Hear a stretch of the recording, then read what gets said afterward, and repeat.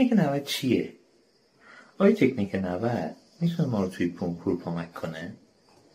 آیا میتونه مسائل کنکور رو سرعت ببخشه؟ امروز میخوایم در مورد این صحبت کنیم و این تکنیک رو بررسی کنیم.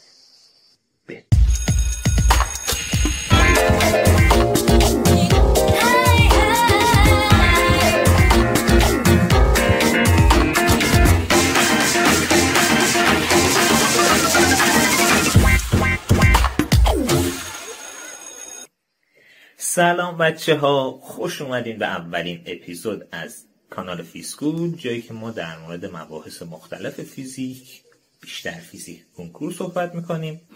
در مورد مباحث آموزشی، آموزش خط به خط کتاب، آموزش امتحان نهایی، روش‌های تستی و تستنی و امثال اینها قراره که صحبت بشه و قراره تبدیل به بهترین مدرسه فیزیک کل کشور بشه.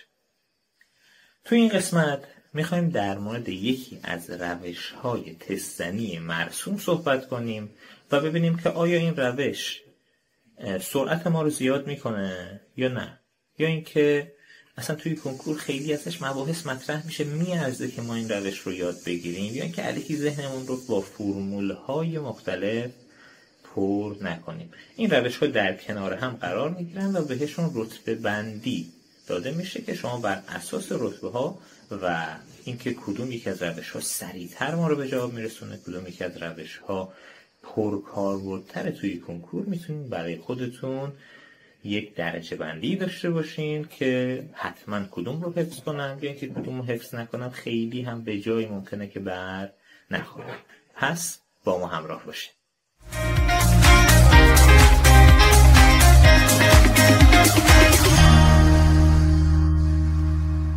خب تکنیک 90 چیه؟ تکنیک 90 یکی از تکنیک های پرکاربرد توی فیزیک 11 فصل 1، جایی که ما در مورد قانون کلون صحبت میکنیم. پس یک دید کلی نسبت به قانون کلون بدم اول، بعد بریم سراغ خود تکنیک.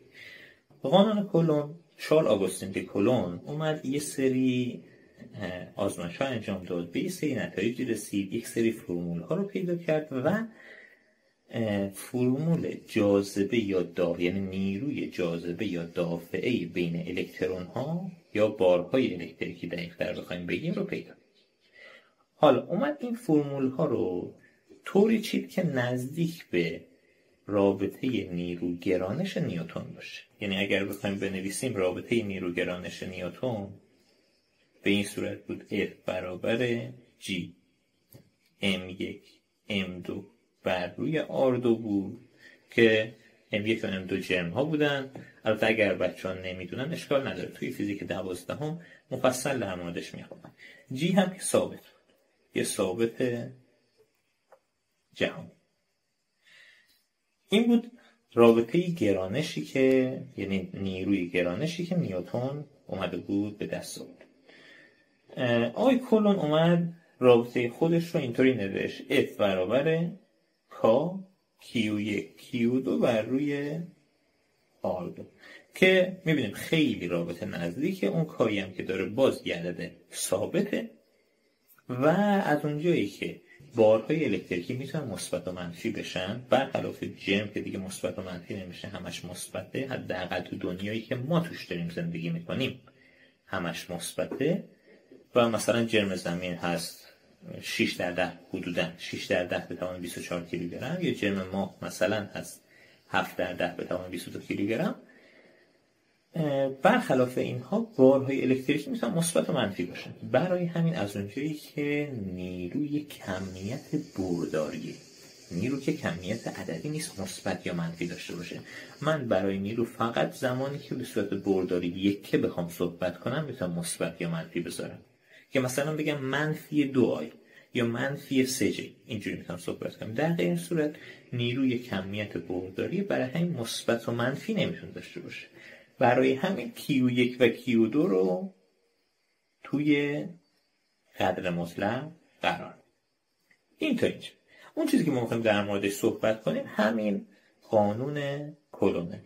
قانون کلون Q باید بر حسب کلون باشه، آر باید بر حسب متر باشه و اف هم بر حسب نیوتن باشه. ولی اگر یه مقداری سوال حل کنید میبینن خیلی از جاها سوالاتی که میدن کیو دیگه بر حسب کلون نیست، بر حسب میکروکلون، یا آر دیگه بر حسب متر نیست، بر حسب سانتی متره. برای همین این تکنیک 90 میاد چی میگه؟ میگه به جای اینکه این ثابتی که من دارم رو بذارم 9 در 10 به توان 9، به جاش میذارم 90 و اونا رو که بر حسب میکروکولوم بودن همینجوری مینویسم. مثلا Q1 که من بود 2 میکروکولوم، دیگه نمینویسمش 2 در 10 به توان منفی 6، مینویسم 2. Q2 من بود 3 میکروکولوم، دیگه نمینویسم 3 در 10 به توان منفی 6، مینویسم 3. فاصله من بود 10 سانتی متر، دیگه نمینویسم 10 در 10 به توان منفی 2، مینویسم 10. قانون کلون اینو میگه. پس من به جای 10 به توان 9 یعنی 9 در 10 به توان 9 90 رو میذارم و بقیه رو بر حسب میکروکولوم و سانتی متر می‌نویسم. حالا اصلا از کجا میاد؟ ببینید این اگر که ما بخوایم بنویسیم مثلا این باشه 9 در 10 به توان 9 ضرب داره Q1 هم باشه برفرض 2 در 10 به توان منفی 6 ضرب داره Q2 هم باشه 3 در 10 به توان منفی 6 بر روی فاصله هم باشه اصلا 2 سانتی متر. 2 در 10 به توان منفی 2 به توان 2. این رو اگر من بخوام حساب کنم ببینید یه 10 به توان 9 اینجا دارم، یه 10 به توان منفی 6، یه 10 به توان منفی 6. این 10 به توان منفی 6 با این چی میشه؟ میشه 10 به توان منفی 12. یه 10 به توان منفی 2 توی مخرج دارم که به توان 2 قراره برسه. پس اگر به توان 2 برسه میشه 10 به توان منفی 4. 10 به توان منفی 4 بیاد بالا مثبت میشه، میشه 10 به توان 4. پس این اگر بیاد بالا مثبت میشه و یه 10 به توان مثبت 4 اینجا داره. 10 به توان مثبت 4 و 10 به توان 9 با هم دیگه میشن 10 به توان 13. 10 به توان 13 و 10 به توان منفی 12 با هم دیگه یه 10 میمونه. این 10 رو ضرب در این 9 میکنن میگن 90. دیگه چی مون؟ یه 2 موند، یه 3 موند، یه 2 به توان 2 هم که این پایین بود. درسته؟ انگار من دوباره همونها رو نوشتم، یعنی 2 رو بر حسب میکروکولون نوشتم، 3 رو بر حسب میکروکولون نوشتم، به جای 9 در 10 به توان 9 نوشتم 90 و به جای 2 سانتی متر همون 2 رو گذاشتم و به توان 2 رسوندم. پس اصلش از اینجا میاد. راستی اگر تا اینجا از مطالبی که گفتم خوشتون اومده خوشحال میشم که لایک و سابسکرایب از ما حمایت کنید. وقت زیادی از شما نمیگیره ولی به دیده شدن چنل ما بسیار بسیار کمک میکنه. بریم سراغ این که آیا این تکنیک میتونه سرعت حل ما رو بالا ببره و چقدر میتونه سرعت رو افزایش بده. خب ببینید الان ما یک سوال داریم از آزمون تجربی تیر ماه 1402. سوال گفته که من یه مربع دارم که ضلع هر کدوم از مربع ها 10 سانتی متره، روی مربع ها بارهای الکتریکی مختلف قرار داره و اینکه این بارهایی که قرار داره به ما گفته Q4 چنده، Q1 و Q2 و Q3 رو داده و گفته که نیرویی که به Q2 وارد میشه منفی 18 آی بردار بر حسب بردار 1 داده و گفته که Q4 اندازش رو به من بگه. ببینید ما اگر بخوایم از راه اصلی و راه تشریحیش حل کنیم بسیار طولانی میشه و نمیخوام از اون طریق حل کنم. ما چیکار میتونیم بکنیم؟ یه نکته‌ای وجود داره از اونجایی که کتاب درسی تأکید کرده که این توی این تیپ از مسائل نباید زاویه دخیل باشه و نباید دانش آموز درگیر تجزیه بردار بشه مگر چیزهایی که خیلی مرسومه. برای همین دست طراحا اینجا زیاد باز نیست. برای همین اگر توی همه مسائل دقت کنیم اینجا این مثلا Q1 با این Q3 از لحاظ اندازه‌ای با هم دیگه برابر. چرا برابرن؟ به خاطر اینکه توی اکثر مسائل یک برداری بدن که این بردار به صورت 45 درجه باشه. اصلا شما لازم نیست وارد این مباحث بشین، فقط چیزی که میگم رو گوش بدین. ببینید من الان میدونم این نیرویی که داره بهش وارد میشه 18 نیوتن. این نیرو حاصل کدوم یک از نیروهای برایند این دوتا و برایند این 4. برایند اون دوتا به کدوم سمت میشه؟ Q3 و Q2 هر دوتا بارشون مثبته، پس به سمت بیرون میشه. من با یه رنگ دیگه بکشم که مشخص باشه. به سمت بیرون میشه. این برایند نیروی وارد بر 2 از طرف 3 یعنی F32. یه نیروی دیگه هم که بهش وارد میشه از طرف 1. چون این منفی خودش مثبته پس نیروشون جاذبه است، پس به این سمت. پس یه برایندی اینجوری داره که چون گفتم F32 و F12 با هم دیگه برابرن، این زاویه 45 درجه میشه اکثر مواقع. من یک نیرو به اون سمت دارم، این نیروی نهایی و F من افتاده وسط، درسته؟ پس یک نیرو هم به این سمت داره که صاف نشد. یه نیرو هم به این سمت دارم که این دوتا نیرو با هم دیگه برابرن که اون نیرو براینده وسطش میافته. حالا این نیرو براینده که وسطش میافته، ببینید ما توی فیزیک میدونیم کلا از لحاظ برداری میدونیم اگر این F باشه اینم F باشه برایندش F رادیکال 2. پس این 18 این مثلا بوده F، این بوده F، 18 هست F رادیکال 2. F من چند بود؟ F من بود 18 بر روی رادیکال 2، یا اگر ضرب در رادیکال 2 دوم کنم، یعنی رادیکال 2 بر روی رادیکال 2 کنم که بخوام گویاش کنم، میشه 18 رادیکال 2 دوم یا 9 رادیکال 2. پس این F 9 رادیکال 2، اون F بالاییش هم 9 رادیکال 2. اینها رو دارم توضیح میدم که شما روش حل رو بفهمید. این خودش یک روش تستیه برای حل اینجور مسائل، وگرنه روش حلش بسیار طولانی تر از این چیزی که ما داریم میگیم. اینا رو دیگه اصلا نیازی به حل کردن نیست، ذهنی دیگه باید بگیم. این F پس 9 رادیکال 2 درسته؟ 9 رادیکال 2 حاصل چیه؟ حاصل یعنی F برابر K Q1 Q2 بر روی R2 دیگه. من قدر مطلقش رو نمیذارم. حالا پس من به این نتیجه رسیدم که این F هست 9 رادیکال. خب تا اینجا رو رسیدیم و به 2 تا روش الان این مسئله رو حل میکنیم. یه دونه روش معمولیش، یه دونه روش تکنیک 90 که ببینیم آیا واقعا سریع‌تر هست یا نه. پس یه زمان سنج رو میزنم، سعی میکنم که سریع حلش میشه. 9 در 10 به توان 9 ضرب در این Q2 و Q4 میشه دیگه. 2 و 4 میشه 2 در 10 به توان منفی 6 ضرب در Q4 بر روی فاصله شون که اینا چون هر کدوم 10 سانتی متر مثل F و F میشه F رادیکال 2 10 رادیکال 2 ضرب در 10 به توان منفی 2 به توان 2 چون که سانتی متر. از اینجا 10 ضرب در رادیکال 2 به توان 2 بهتر میشه 100 ضرب در 2 در 10 به توان منفی 4 برابر 9 رادیکال 2 میشه. این 9 با این 9 میره، این 100 با این 10 به توان منفی 4 میره، 10 به توان منفی 2 میمونه، 10 به توان منفی 6 با این میره، 10 به توان 3 میمونه، 10 به توان 2 میاد بالا، این 2 هم با این 2 میره. پس میشه 10 به توان 5 ضرب در Q4 برابر رادیکال 2. از اینجا Q4 به دست میاد، رادیکال 2 تقسیم بر 10 به توان 5 یا رادیکال 2 ضرب در 10 به توان منفی 5 برابر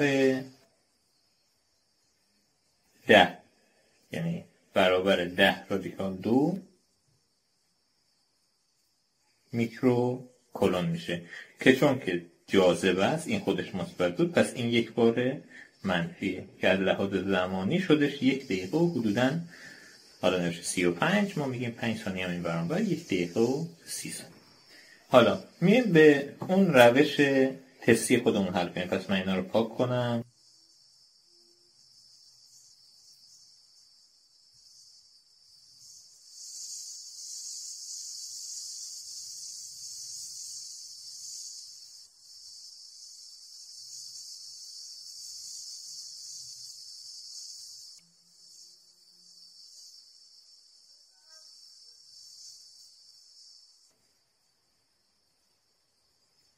خب پاک کردم اینا رو، دوباره تایمر رو رفرش میکنم و سعی میکنم که با اون روش تستی حل کنم. به جای کا میذارم 90 ضرب در Q2 و Q4، 2 ضرب در Q4 بر روی فاصله شما که گفتیم 10 رادیکال 2 میشه به توان 2 برابر 9 رادیکال 2. این 9 با این میره 10 میمونه، این میشه 100 ضرب در 2، این 2 با این 2 میره 10 با این 100 میره 10 میمونه، پس Q4 میشه 10 رادیکال 2 از اونجایی که جاذبه است، پس میشه منفی 10 رادیکال 2 که 30 ثانیه طول کشید. پس از لحاظ زمانی تقریبا سرعت ما رو 3 برابر میکنه و توی همین محاسبات کوچیک 1 دقیقه برای ما گرفت ذخیره کرد. حالا شما حساب کنید در واقعیت 2 تا احتمالاً محاسبه دیگه اینجوری باید انجام میدادیم تا به اینجا برسیم. یعنی اگر بدون اون روش تستی که اول حل کردیم و رسیدیم میخواستیم حل کنیم، 3 تا 1 دقیقه میتونه این روش ما رو جلو بندازه. پس روشیه که میتونه از لحاظ زمانی واقعا برای ما به صرفه باشه. از 3 دقیقه مثلا 2 تا سوال تا 3 تا سوال رو میتونه برای ما پوشش بده. حالا چیزی که برای ما مهم میشه باز اینه که چقدر تو کنکور تکرار میشه. آیا واقعا کاربرد داره یا هر مثلا 20 سال یک بار میخواد یه دونه تو کنکور بیاد. از کنکور 98 تا 404 رو بررسی کردیم، چون قبل از یعنی سال 98 سالی بود که رویه کتاب عوض شد و برای ما اهمیت بیشتری داره تا کنکور 1404 که 10 تا کنکور هم شاملش میشه، به خاطر اینکه ما دیگه از یه جایی به بعد دیگه کنکورهامون 2 تایی شده. حالا این بررسی که انجام دادیم برای ریاضی ما توی سالهای 98 و 1400 از این روش میتونستیم استفاده کنیم. دیگه تو سالهای دیگهش نمیشد استفاده کرد، یا به صورت نسبتی بود یا اینکه اصلا از این مبحث سوالی طرح نشده بود، بیشتر روی میدان و اون مباحث سوال مطرح شد. پس میشه گفت 20% کنکور ریاضی رو، یعنی توی 20% از کنکورهای ریاضی احتمال این که به همچین روشی نیاز داشته باشیم وجود داره. توی کنکور تجربی باز بهتره. ببینید کنکور ریاضی سال 98 و 400 بود، یعنی عقب بود. یعنی ما از 98 که بررسی کردیم این دیگه خود 98 یه دونه داشت، بعد 1400 داشت. ولی توی کنکور تجربی اوضاع بهتر بود. توی کنکور تجربی ما دی 1401 میتونستیم از این روش استفاده کنیم، تیر 1402 هم میشد و تیر 1404 که برای امسال هستم یه جورایی میشد از این روش استفاده کرد و میشد باهاش سوال رو حل کرد. پس توی ریاضی 20% احتمال داره که بیاد و توی تجربی ها 30%، با این تفاوت که توی تجربی ها نزدیکتره الان یعنی بروزتره. یعنی توی 402 داشتیم، توی 404 داشتیم، توی 401 داشتیم، توی ریاضی توی 98 داشتیم 1400. اینم از کاربردش که آیا میشه توی کنکور استفاده کرد. خب مثلا بچه تجربی بیشتر بهش احتیاج دارن، ولی با توجه به افزایش سرعتی که میده به نظر من خوبه که همه بچه‌ها بخوان ازش استفاده کنن.